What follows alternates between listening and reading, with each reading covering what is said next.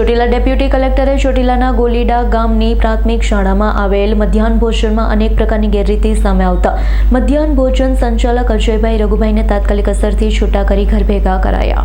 Chotila deputy કલેક્ટરે ચોટીલાના ગોલીડા ગામની પ્રાથમિક શાળામાં આવેલા મધ્યાહન ભોજનમાં અનેક પ્રકારની ગેરરીતિ સામે આવતા મધ્યાહન ભોજન સંચાલક અજયભાઈ રઘુભાઈને તાત્કાલિક અસરથી છૂટા કરી ઘર ભેગા કરાયા।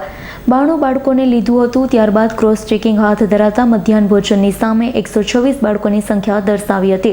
મધ્યાહન ભોજનનો જથ્થો સંચાલક તેમના ઘરે રાખી સગે વગે કરતા સંચાલકે કોઈપણ જાતના રજિસ્ટર નિભાવેલા પણ નહોતા।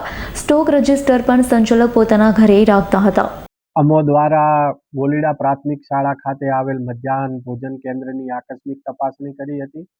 આ તપાસણી દ્વારા જે સંચાલક છે એ સંચાલકની સામે જે ગેરરીતિ સામે આવી છે એ ગેરરીતિની અંદર જે વિદ્યાર્થીઓની હાજરી છે જમવા બાબતે 196 વિદ્યાર્થી ભોજન લીધેલ બતાવેલ છે, પણ વાસ્તવિક જ્યારે ક્રોસ ચેકિંગ કરી રૂમે જઈ વર્ગખંડમાં જઈને ક્રોસ ચેકિંગ કરતા એ વિદ્યાર્થીઓ છે ફક્ત 92 વિદ્યાર્થી જ જમેલા હતા।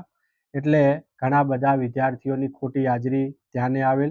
સાથે સાથે જે જથ્થો છે એ જથ્થો સરકારની સ્થાયી સૂચના છે કે જથ્થો છે એ જથ્થો શાળામાં જ રાખવાનો છે, પરંતુ આ સંચાલક દ્વારા છે જથ્થો છે એ પોતાના ઘરે રાખતા હતા અને જેના લીધે સગે વગે અને આવી પ્રવૃત્તિઓ પણ કરતા હતા।